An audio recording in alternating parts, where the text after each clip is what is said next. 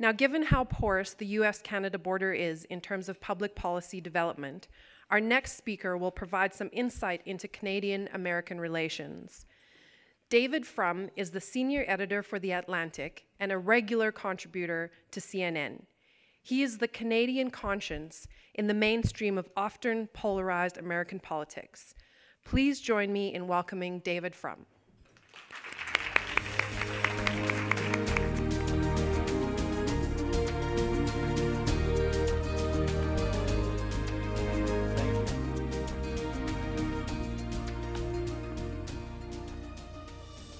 Thank you very much for that kind introduction, and thank you for that gracious welcome.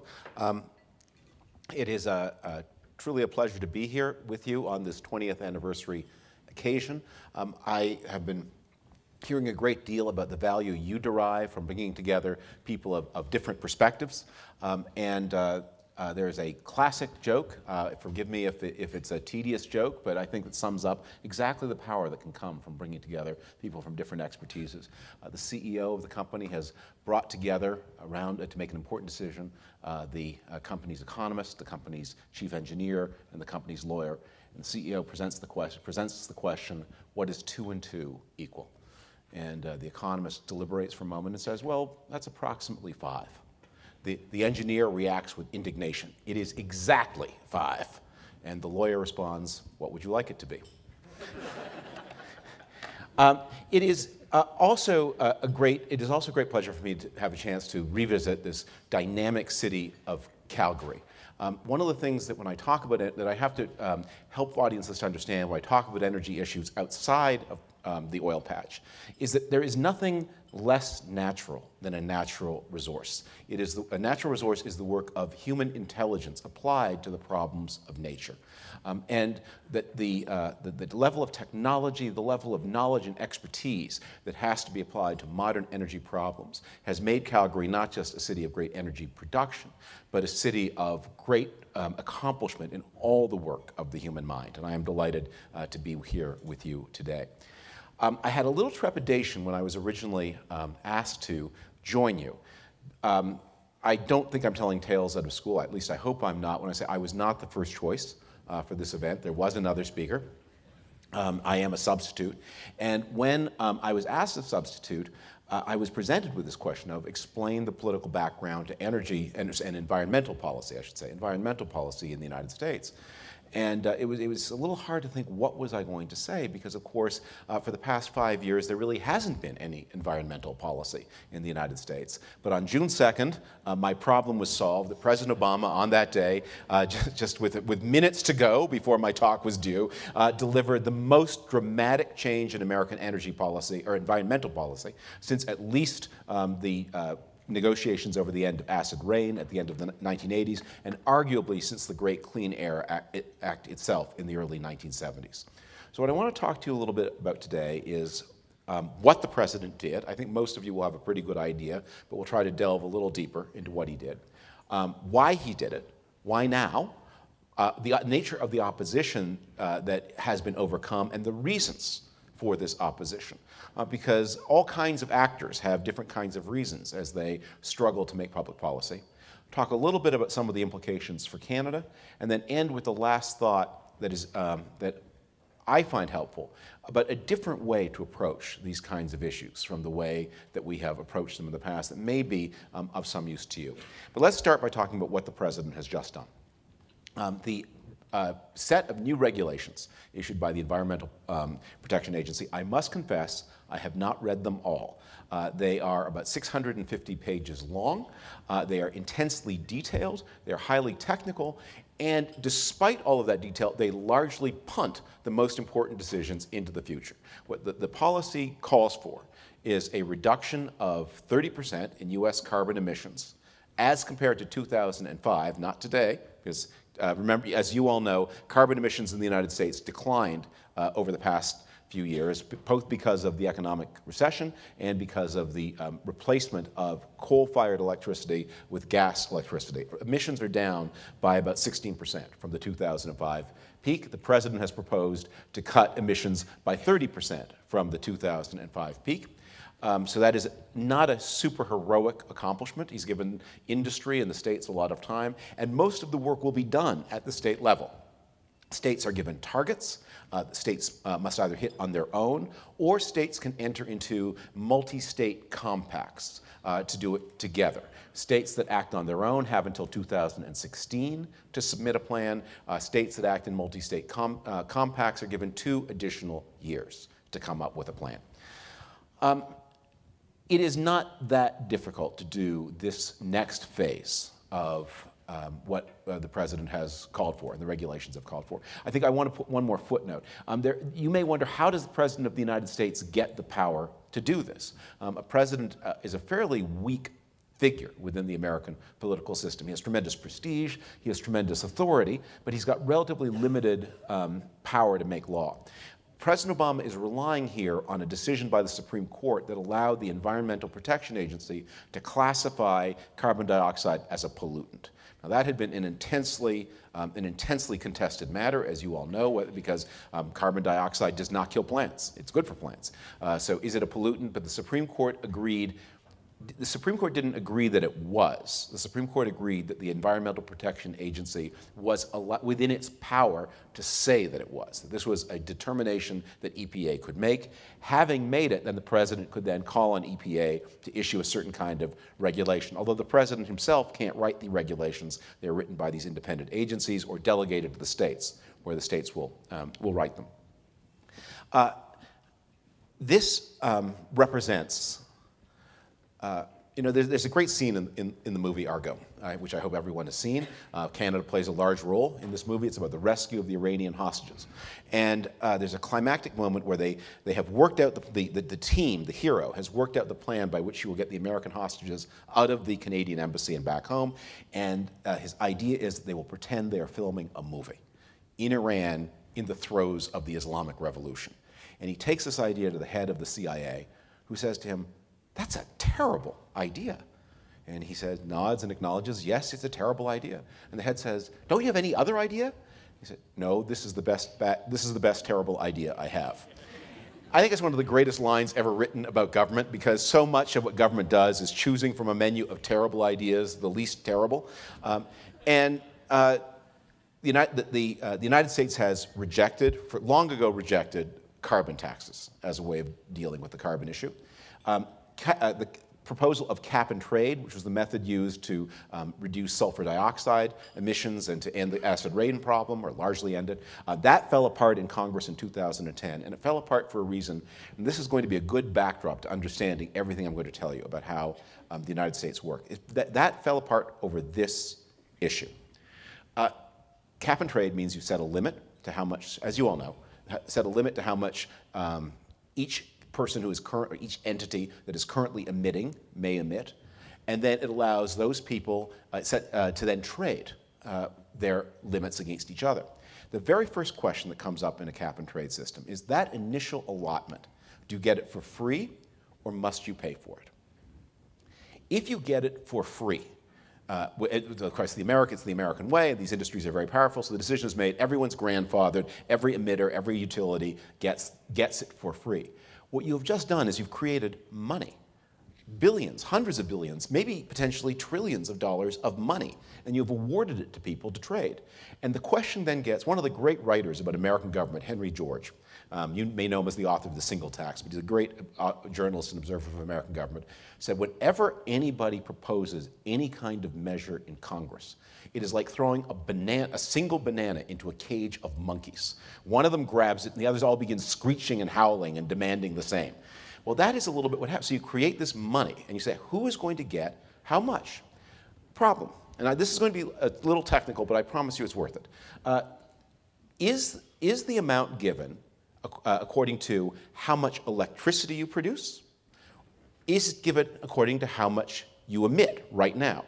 Those are not the same, because some utilities have relatively low levels of emission for the energy they produce. Other utilities have higher levels. And I probably won't shock you when I tell you that is different state by state. Basically, states that vote Republican are much more coal dependent than states, not only as producers, that's a new thing, but the big states that use coal are in the Southeast and the Midwest. The big states that rely much less on coal are on the coast, where they use a lot of nuclear power and hydroelectricity. The utility that has the lowest carbon emission per unit of electricity produced is Vermont Power, followed by some of the utilities in Washington State, where they use a lot of hydroelectricity. So if you say it's going to be relative to the electricity you produce, you give a big windfall to Democratic states. If you say it's going to be relative to your emissions, the Republican states do better. And if you come up with some kind of formula in between, then you have the screeching monkey effect that Henry George described. And of course, that was what the whole thing broke down upon, of who was going to get these allotments. You know, people are strongly principled when it comes to politics. You know, some people believe in an active government, some people believe in a limited government. But it is just amazing how if you offer them $1 trillion to change their mind, how flexible and adaptable people can turn out to be. It's kind of an impressive thing about our species, really. So the cap and trade broke down in 2010, and it had been not doing well before that, but that's the final breakdown. And at that point, then comes the 2012 election, and so nothing's going to happen. But in between 2010 and 2012, the Supreme Court upheld these powers of the EPA, conferring on the president the power to make these changes through regulation. That is always the worst way to do things. It is the most irrational, it is the most expensive, it is the most roundabout. But those of you who know the work of computer designers may be familiar with the term kludge, a crude and clumsy way to get the job done. The United States has sometimes been called a kludgeocracy, that it is ruled according to the principles of kludge. You never do the smartest thing, you never do the best thing, you do the kludge that gets you past all of the interest groups that have so many veto points in the United States. And that is what has happened. The president's proposals will impose heavily on, especially on utilities that use a lot of coal. It is not going to be, it is an achievable task because you can get very far in the carbon matter, as I don't have to tell you, by replacing coal with gas. And that has been a big part of the story in the United States over the past half decade. In 2005, the United States produced about half its electricity by burning coal. And today, the United States produces only about a third, a little more. At the bottom of the recession, it was a third. Now that the economy's picked up, they've been adding a little bit more coal. So we're now back up to maybe 37, 38% comes from coal. But at the nadir of the recession, we were down to about 33% from coal. And simply moving from coal to gas turbines takes a big bite out of your carbon footprint. Do you bite a footprint? Reduces your carbon emissions per unit of electricity quite a lot. And there is a lot of gas replacement still to go. There are a lot of not only coal-fired plants, but old coal plants, coal plants that are more than 40 or 50 years old that are problematic in all kinds of ways. I mean, they produce all kinds of other pollutants. And with capital at 2%, it is not an intolerably difficult matter for a utility to replace a coal-fired generator with a gas turbine. It's the next step after that that gets difficult. Because if those who take seriously the carbon emission issue, those who think that it is driving global warming, man-made global warming, will say the president took a baby step. They may congratulate the president for what he did, but if you take this problem in the light that the environmentalists take it, that what has happened, what the president's promised to do is only just the beginning. And where the environmentalists want to go, merely substituting gas for oil will not take you. Why is this problem so difficult, and why is there so much partisan uproar about it in the United States? Well, I mentioned the differential in which utilities use coal versus which use other powers. The Republican states use a lot of coal in their electricity, and the Democratic states use rather less. But that's not really what this is, what makes this such a powerful and potent issue. It's not just the consumption, it is the way coal is produced. One of the things that is, the states in which coal is dug, in which coal is important to the local economy, have all shifted from Democrat to Republican over the past half decade. West Virginia, which is not as important a coal state as it used to be one of the most Democratic states in the Union, and has now become, despite being one of the poorest states in the Union, it has now become one of the most solidly Republican. I think it's the only state where the Republicans increased their vote between 2004 and 2010. 2008. But 2008, of course, was a Republican catastrophe. States like Kentucky, where there's a lot of coal mining, have also become more Republican. And that is an important driver. But the most important driver is the way energy is used. For Republican voters, the climate debate is a debate over their way of life. It is a very striking thing when you look at American emissions to realize how much more electricity Americans use than anybody else in any other developed country. The average American house uses 2.5 times as much electricity as the average British house, and it uses 4 times as much electricity as the average Italian house.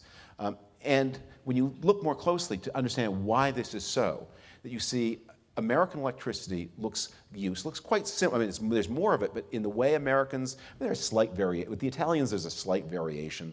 With the British, there's much less variation. The big difference is that how much of their electricity Americans use to cool their houses. Almost a quarter of all the electricity used by American households is used for air conditioning. Where is air conditioning used most? Of course, it is in the states of the South and West, the heartlands of Republican voting. Arizona, South Carolina, Florida, and the parts of California where the Republicans do best are the hottest parts. San Francisco, where you have the sea breezes, does not vote Republican, but Bakersfield, California, in the Inland Valley, that is Republican territory. There is no way that you can follow the president's approach on electricity without raising electricity prices, and people who are committed to a lifestyle based on air conditioning are going to be very much affected. And then there is the whole question of the motor car and driving. And what does driving symbolize? And how responsive are you to the increase in the price per tank? How many miles a day do you drive to get from home to work, to get the kids to school? And the Republican states are the states, and the Republican areas within states are the states where there's the most driving. Any place where people can walk to a really good cup of coffee probably votes Democratic.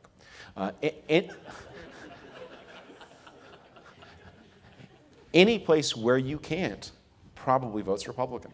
And people are now embedded in those decisions. They have an enormous amount of their personal wealth, but not just their wealth, also their identity. No one wants a family that thinks that it has done the right and good thing by saying, we want to have a bedroom for each of our children. Maybe we want to have 3 children instead of 2. And we want to have a house that has room for that. And we want to go to a particular kind of church that is a suburban church. And we want to work in the suburban, not for Google, but we want to work in the kinds of office parks where a lot of white-collar, middle-class American, those people they think they are making responsible decisions about being providers and parents, and to be told that they are wrecking the planet is an attack not just on their pocketbook, although it is that, it's an attack on their identity. And that is one of the reasons that this issue has been so very painful. And it's also been more painful because, of course, a lot of the advocacy on environmental issues is driven by people who really do mean to tell those people that they're ruining the planet. It's hard to get past the sneaking suspicion that a lot of the people most agitated about SUVs and air conditioning would hate them anyway, even if there were no greenhouse gas problem to discuss. Remember, those Democrats did not choose to walk to a good cup of coffee because of the carbon footprint. First, they decided to walk to the good cup of coffee. Then they found out that not only that, they're planetary heroes for doing so. You know, my friend Andrew Coyne, who many of you see on CBC, has a very funny line. He said, you know this famous cliche about how it's only Nixon can go to China. He observed that's not a paradox. That's a reality because the public is very suspicious of advocates. Whenever anybody comes up with some brainy idea, they get very nervous that whatever reasons they are being given are not the real reasons. And he's observed that there's a tendency among the public to entrust, whenever there's a really big job to do, to entrust it to whichever side of the political spectrum is most reluctant to do it. Because that side, they know, will do just the absolute minimum required and not one bit more. You may be allowed to address the climate, but we don't want to see you enjoying it. And that is one of the reasons why, by the way, historically, there's been so much initiative on environmental issues that comes from right-of-center parties. Remember, I'm referred to the Clean Air Act. That was passed under President Nixon by a Republican president. The Acid Rain Compact was signed by Prime Minister Brian Mulroney, a conservative, and George H.W. Bush, a Republican. And there is a long history of actually Republican leadership on environmental issues. And that is driven, again, because you get public permission to do these things when you are the more cautious party. That's been true of a lot of the conservative parties in Europe and Australia as well. And I think it may someday yet be the outcome here in Canada. Yet, it remains intensely contested. This is a moment of high partisanship in the United States. This remains probably since the 19th century, since the aftermath of the Civil War, the low point in inter-party cooperation in the United States. Political scientists study this, and they have ways of measuring how conservative and how liberal the parties are, how unlikely or likely there is to be cross-party voting.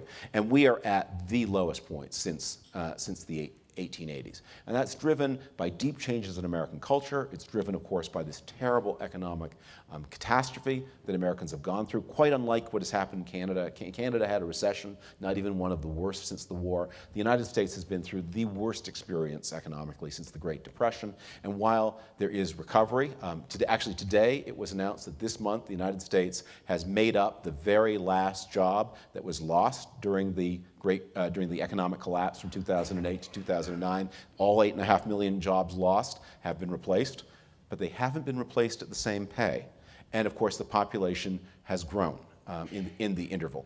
And the report that although it looks like back to normal, the fact is wages are lower, people are more insecure, wealth values were badly damaged, and the whole country is more anxious. And all of this is happening as the baby boom generation edges closer and closer to retirement.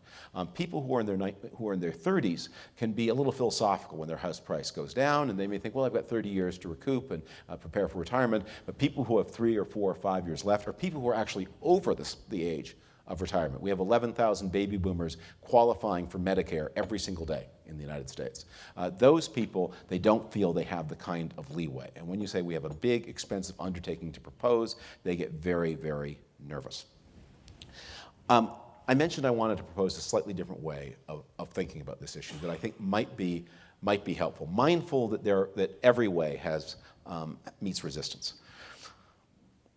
There is a tendency to think about the carbon issue as an issue about the way we use energy.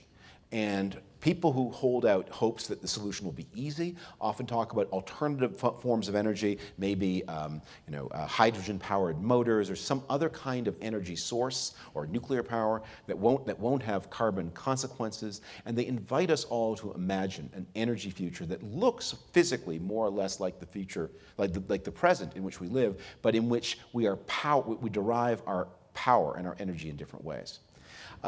I think it's maybe appropriate here in Calgary to say that because of the tremendous transformation of your city that is rising in your downtown, when I think about the energy future, I think about it not as an issue of how we use energy, but an issue of how we use space. We have built cities that require energy use of a certain kind.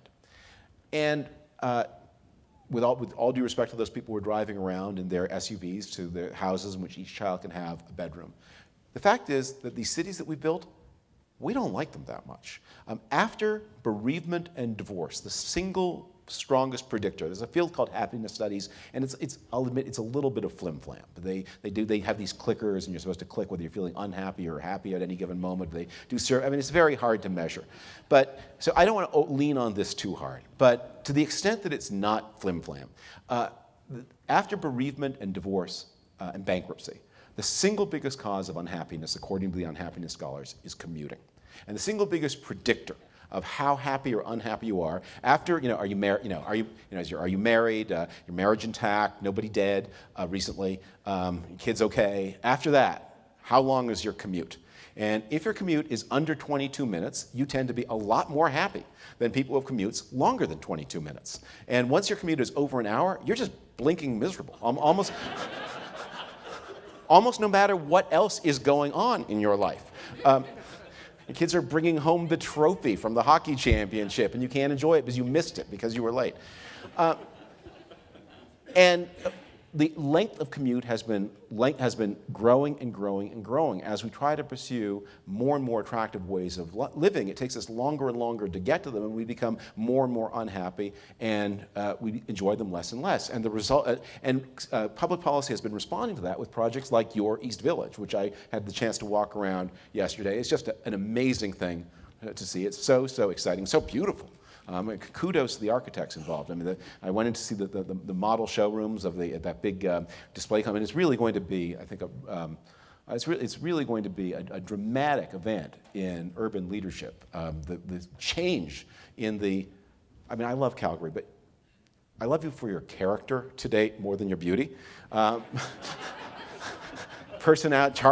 Charming personality, but this is about to become a very forward-looking city, architecturally, physically. It's about to become, it's about to get some of that downtown excitement that has been characteristic of other Canadian cities, but that Calgary, despite all of its dynamism and prosperity, has tended to lack. That, I think, to my mind, is the answer. Changes in the way we use space. During the 2008 election, candidate Obama used to talk a lot about green jobs, subsidizing industry and taxing to bring back green jobs. And what he seemed to mean by a green job was that you'd have a United Auto worker who would be working on the same assembly line and belonging to the same union. But instead of building a car, he'd be building a wind turbine, and nothing would change. And that struck me as completely improbable. A wind turbine is a pretty low-tech form of industrial assembly. It's very unlikely to me that that's going to be not made in China, or if shipping costs rise in Mexico. It's hard to see people making $37 an hour bolting together wind turbines. But the paradox I would ask, supposing that because of the changes in the way energy is priced and the way we use it, you have more complexes like the East Village in Calgary. And supposing because of the spread of those complexes, people who used to drive 22 minutes to work are now able to walk to work in 12 minutes. And supposing at the end of the day they use all of their leisure and overcome the isolation from each other that is characteristic of a commuting society to meet friends from work and have a drink together, is the waitress who brings the drink, is that a green job or not? And I think it is. I think that the change in the way we use space has a dramatic effect not only on our pollution, our impact on the climate, but also on our economy. And even the heating and cooling problem that Americans have, that the reason they spend so much to cool their houses, other peoples live in very warm places without having the massive kind of cooling bills that Americans have. It's because they want to live in warm places and build houses that look exactly like the houses that used to be built in New England. And it's not a surprise if you take a New England clapboard house and you put it in Arizona. It's not going to respond very efficiently to the local climate, but it is possible to find ways to live, even in Arizona, where people can live together without needing so much electric power to cool them. And it's my hypothesis that when you do that, people will discover that they are actually happier.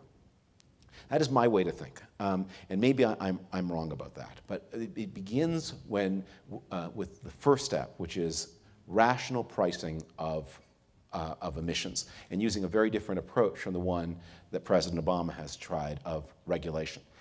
There is right now no constituency in the United States for emissions pricing, but I think there soon will be because of the need. First, because I think we're going to bump up against the limits of what President Obama is doing. Second, there's going to be a lot of waste and irritation and inefficiency with the regulatory mechanism. And third, governments are just going to need the money. And when Americans begin pricing emissions differently, the impact on Canada is going to be very striking. And this is the last thought I want to leave you with before I take questions. We've got a lot. I didn't want to spend this entire time yapping my own gums. I wanted to hear from you, because I always learn most when I hear from the audiences I talk to. It varies day to day, but oil generally is a much more expensive source of energy than natural gas. And the United States is an oil-poor country, but a gas-rich country. Canada's a very oil-rich country and a somewhat less gas-rich country. And the basis of Canadian economic success over the past half-decade, and certainly Alberta's, has been America's need for oil, because although gas is cheaper, you cannot substitute, or you have not till now been able to substitute and arbitrage gas for oil. The extremity has been, the difference in prices has become so great that I can't believe that somebody's not going to solve that problem. And there are a lot of obvious ways to solve it. And I don't mean putting a gas tank, a big tank for gas on the back of the car. You can convert gas to electricity, and if you can store that electricity, when that becomes possible, the electric car should not be called that. The electric car is a natural, well, to date it has been a coal car, which is why the electric car has not been an environmental gift, no matter what. No matter how the easy impression that it is. But once it is a gas-powered car, it can be rather more of an environmental car. And once the car can be powered by electricity, then you can arbitrage gas for oil. And at that moment, there becomes a big question mark over the whole export strategy of Canada. And I think at that point that there is going to be quite a question mark over not just your future, but over the future of all the parts of Canada that have been driven by the incredible motor that has been the Alberta economy. Canada does have gas to sell, but America doesn't need gas to buy. Part of the solution will be developing gas reserves off the Atlantic coast and liquefying them and sending them to Europe as a somewhat more expensive but a whole lot more reliable supplier than Vladimir Putin's Russia. But the real answer is going to be, is contained between the ears of the people who've grown up in this knowledge-based economy. Because the technology and the expertise that has been developed here in developing the petro industry is applicable to every kind of environmental energy engineering problem. And so the thing that I said at the very beginning is I think the message I want most to leave behind is to consider always that when you're an energy center, you are most fundamentally, in the modern age, a knowledge center. This is not about digging coal out of the ground and putting it in buckets and hauling it on donkeys. This is about applying the minds of human beings to the most challenging problems we have, how to make life both easier, more interesting, more enjoyable, and more sustainable. So I thank you for your attention. I'm ready to take questions if you'd like to pose them.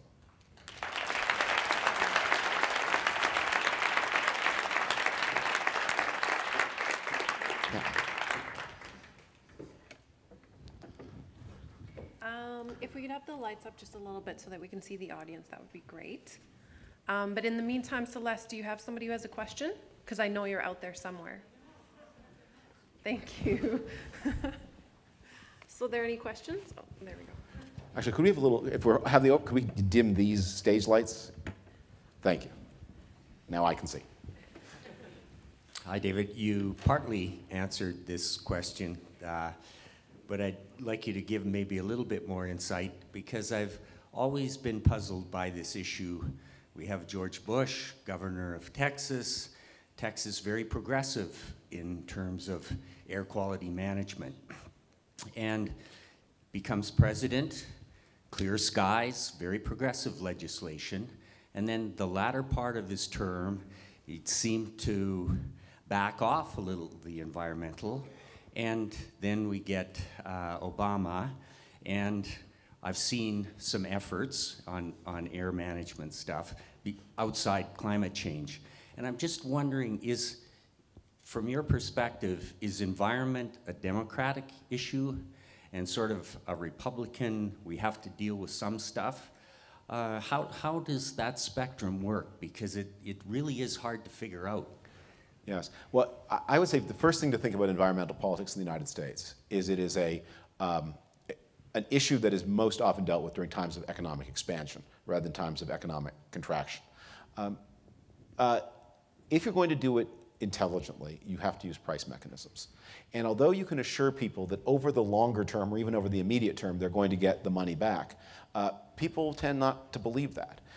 And when you have gone from, in 2005, 2006, I think the price of gas was still about $1.50 a gallon, if I remember that right. And then it went to about $3 a gallon, just in time for this terrible economic trauma.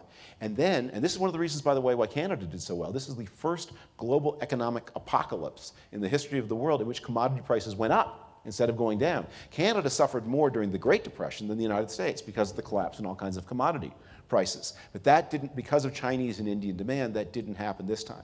So people whose incomes were down and who had already absorbed an increase in the price of gas from $1.50 to $3 are now paying over $4. And so at that point, and their heating and cooling bills remain quite high. Those went up too during the latter Bush years. So when you say, I've got a plan to save the world for your grandchildren that requires you tomorrow, you know, you used to be able to fill your tank for 20.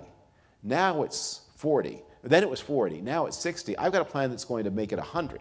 But your grandchildren will say thank you. A lot of people say, what have my grandchildren ever done for me?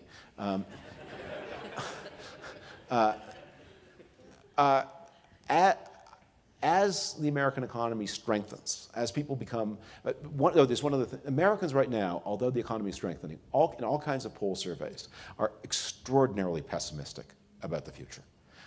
And we have not seen, and they're extraordinarily skeptical of government. We have not seen levels of pessimism like this. The levels of mistrust in government are back to where they were in the worst days of the 70s, and the levels of pessimism have never been recorded. These are not since the beginning of this kind of polling. So when you say, again, I have a brainwave, you know, think about it from the point of view of the typical voter. I mean, they've heard that since the middle 90s, they've heard brainwave after brainwave. And anything advocated by anybody smart from Washington has turned out to be a total disaster. And whether it was the dot-com boom in which so many people lost so much money at the end of the 1990s, whether it was the mortgage, the real estate boom, whether it was the Iraq War, whether it was the Obama stimulus program that was supposed to turn the economy around, that people are just, voters are very understandably skeptical of what the self-proclaimed smart people advise them to do that is going to have a cost on their pocket. When people begin to have a little bit more confidence in the authorities, when government seems to be working better, when the results are better, they have more confidence. And when they have more confidence, there's a little bit more room for experimentation. And I think this year, which is a better year in the United States than we've had in a while, may be the beginning of a turning point. Then historically, I think a lot of normal politics reasserts itself. And Republicans, although you know they live in the hot state, they come from the hot states, they represent the coal-burning states. They also tend to represent people with a little bit more economic leeway, and they don't represent the heavy industry, the people who work in heavy industry, especially the unionized industries. And that's why there has historically been a lot of Republican leadership on these issues. I'm hopeful we'll see that again. We have a question over here from Zipporah. Thank you. David, I'm curious your opinion on the vehicle efficiency regs that we're seeing come into Europe, 95 grams, and whether or not there's more space politically in the US for higher efficiency regs. I know we just went through a round in California, but that said, it seems to me that one of the issues that might be able to break through the political divide, because it is actually about paying less. So if the vehicle efficiency regs that are at 95 grams were applied to North America, new cars in North America would use 50% less gas, right? And that's not a change in jobs, it's not a change in convenience. And it seems to me that on efficiency, and even with house efficiency, retrofits, it should be able to be an issue where we can overcome those political barriers. Well, President Obama did just pass, I think 2 years ago, a big round, as you said, of vehicle efficiency regulations. And there's a big round of appliance regulations at the beginning of the Bush administration. Those are always very attractive to American politics for the Argo reason, which is they're a terrible policy. I mean, that you want to use the price mechanism, that you don't want the government to say what should be the efficiency of washing machines or air conditioners or cars. You want to set a price and then let people substitute and adjust in ways that make most sense for the market to go discover what are the ways to adjust best. But that changing the prices involves taxing.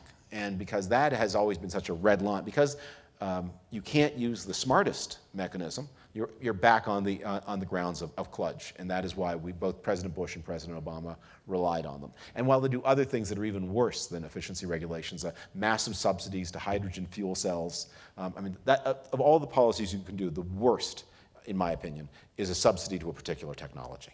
That is the most likely to waste billions of taxpayer dollars and achieve nothing, and meanwhile stifle other kinds of innovation. But you're right that is probably the direction in which the United States will go in the near term, and that, after all, is what these latest rounds on coal are all regulations. These are another round set. The federal government won't drop the efficiency regulations for utilities, but the state governments will. And that will, I think, cause something of a drift to wind, something of a drift to other kinds of renewables, a big drift to gas, and maybe something of a revival of nuclear power too. Although we've been, it seems, waiting for the nuclear renaissance pretty much as long as people from the end of the Roman Empire had to wait for the actual Renaissance. Joseph, you have a question? Yes, I do. Thank you very much. Very interesting talk. As a graduate of State North Dakota University, I had a lot of interest in American politics, and I still do. But you know what? I'm kind of mystified. And I guess it's reality. We have 8-year terms for presidents max, and it seems to me that the last 2 to 3 years of their second term, they become totally different personalities and the effectiveness. And I see that with Bush, and I see that with Obama now. I mean, he used to be a real leader, at least at one point initially, but now he's kind of faded away. Could you make an observation on that? Well, I think that's a good general principle or a good general observation, but it's one of those observations that's true until it's not true anymore. Right now, I mean, the energy regulations that the president has just green-lighted, if they proceed, and it looks like they're going to, will be one of the most dramatic and important actions of his presidency, for good or for ill. This is a big, big decision. I think a lot of the next 2 years are going to be spent working out the consequences. And remember that these regulations are supposed to go into effect by 2016, at least for the single state systems. And he will still be president then, so he'll be overseeing them and maybe driving them in powerful ways. It is a tendency for presidents to lose power, especially because the congressional elections that occur in year 6 usually go badly for their party. And most people, I don't watch those races super closely, but most people who do expect them to go badly for the Democrats. Who am I to contradict the conventional view on that? I don't know enough, but I would put in mind, just at the back of your mind, the possibility that the Democrats will not do quite as badly in November as it's usually asserted on TV chat shows, and for 2 reasons. One is jobs are being created, not at a rapid clip, but this month was strong. May was a strong month, and we may have a strong June, July, August if that continues.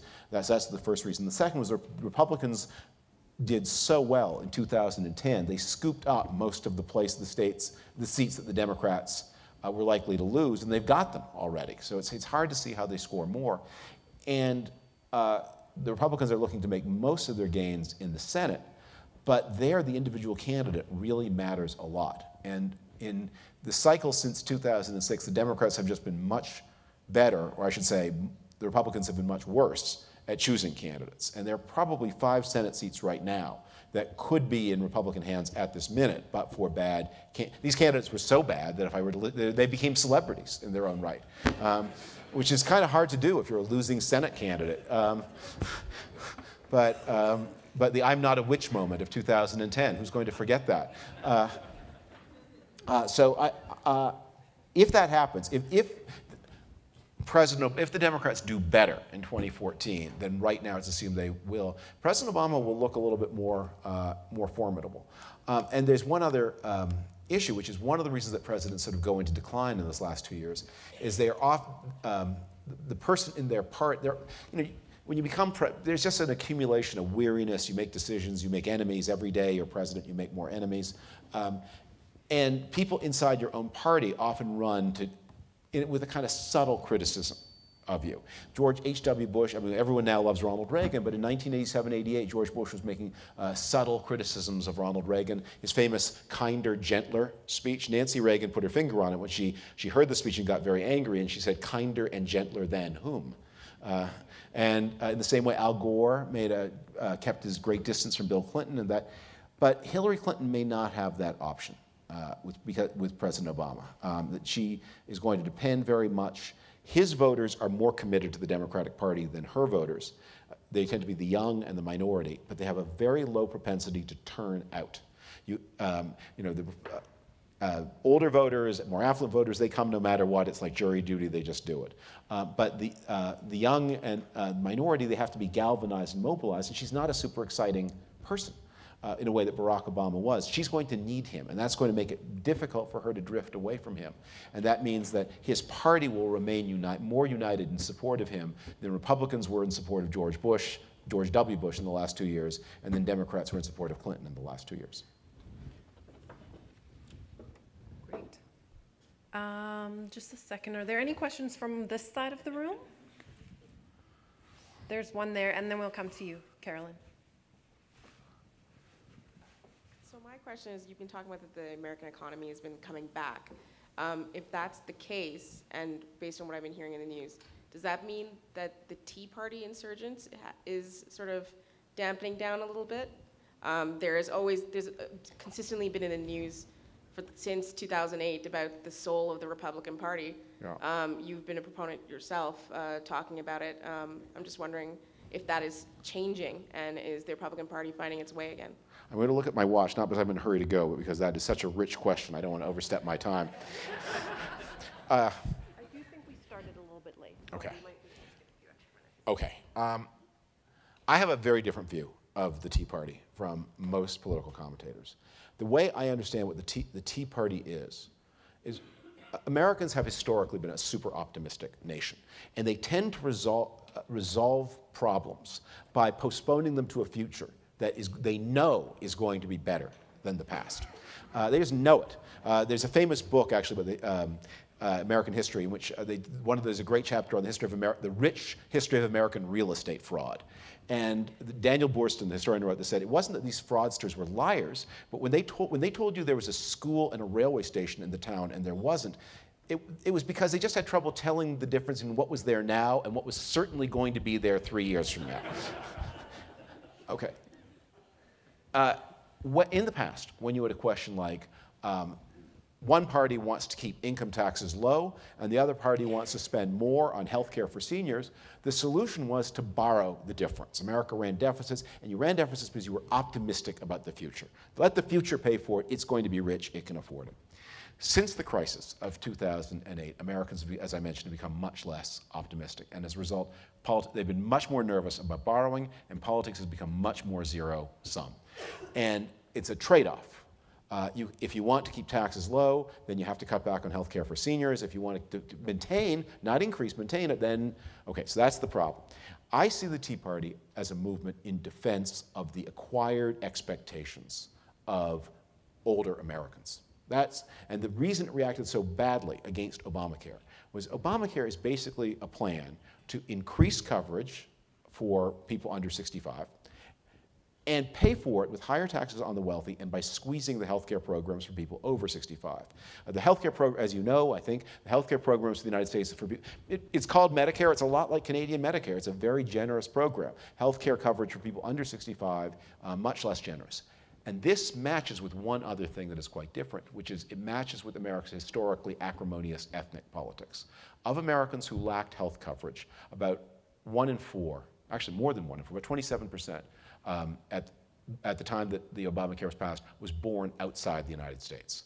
The biggest group of winners from Obamacare, proportionally, not the absolute, I mean, look, 73% of the uninsured were American-born, but it was a huge program to improve health coverage of recent immigrants, who many of the people in the Tea Party didn't want in their country in the first place.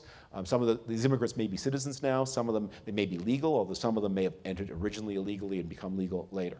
So what you had was a movement of protest to say, we as older Americans, we want to defend our low tax rates and our existing health care benefits against challenges we see coming from other claimants. And that's what the Tea Party was all about. And in that way, that suddenly American politics begins to look very much like politics you see everywhere else in the world. How do you explain the votes for the parties of radical right and left in Europe during the last European elections? Those were those were older voters voting in defense of what the French call acquired rights. That is, I think, going to be in this era of both rapidly aging populations through the developed world and relatively slow economic growth, which we seem to have entered just about everywhere, except maybe Canada and Australia. That, I think, is going to be a real feature. And that, in that sense, I don't think the Tea Party is going to go away. It's just become less flamboyant and exciting because at the beginning it was an opposition force or a faction within the Republican Party. Now it has almost completely merged with so the wilder personalities have been dispensed with. There's no more Glenn Beck. There's no more I'm not a witch lady. But the themes of the Tea Party are now the themes of the Republican Party, and they are the themes of the 2014 election and the themes of 2016. Was there a question over there, Celeste? Yep. Thank you. It was interesting to hear you say that your president is moving towards looking in his backyard. As a Canadian, as an Albertan, I'm proud of Alberta, and I think it's time that the Americans did look in their backyard and spend less time in ours. So I just wanted to say that to you because I felt it for many years that we are unjustly criticized in our Alberta oil sands. So I leave it to you and thank you to your president who finally is looking in his backyard. I think that's a comment, not a question, so we'll take one more. Yeah, I think we have time for one more question. Is there anybody that has a burning need to ask something? Yes, sometimes I'm wondering we can make policies in our own country, how much it affects other countries sometimes is overlooked. I remember from Europe where they put biodiesel in the mandatory quite high recommendation. And they thought it was great for Europe because now suddenly you have more green energy.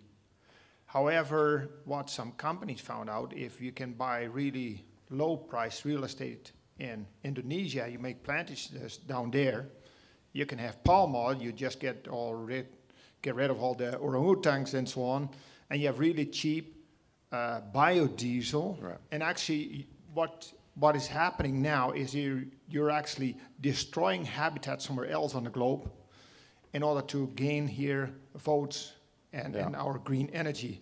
The other one, what I found very interesting, but Germany said we're going to get rid of all the nuclear power plants, and the Czech Republic said that's a good opportunity. Let's build some so we can sell electricity. So that's again what we do here at home can have an impact somewhere else. How far are we going on this issue?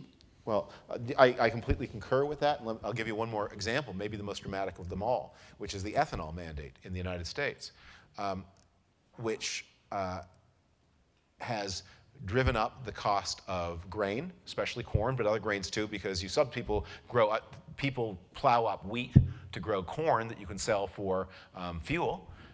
And all the while, I mean, once I say this, it'll be sort of obvious, but the biggest importer of wheat in the entire world, which used to be Russia and used to be China, is now Egypt.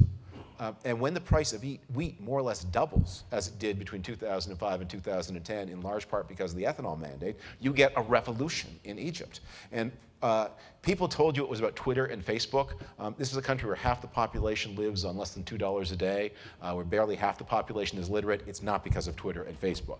It was because it was a very old-fashioned revolution. The price of bread went up. And the price of bread went up in large part because of energy decisions here in North America. And this goes back to this question that was raised before about, this is one of the reasons I so oppose mandates and regulations and say we should use prices. Because the person issuing the mandate can only keep in mind so many factors. I mean, no matter how thoughtful they are and how well informed, there are an infinite number of factors. And our minds can only process a finite number of factors. And the price mechanism is wiser collectively than we are as individuals. And that is why I think the way you make good decisions is you try to figure out what you want to do. You raise the price that you think is most directly applicable through a tax mechanism. You use the tax resources to compensate people who can least afford to bear the new price. And then you let the market find ways to substitute. And it may be that the answer is not ethanol, but more people living in places like Calgary's East Village, which I promise they're going to love. And thank you very much.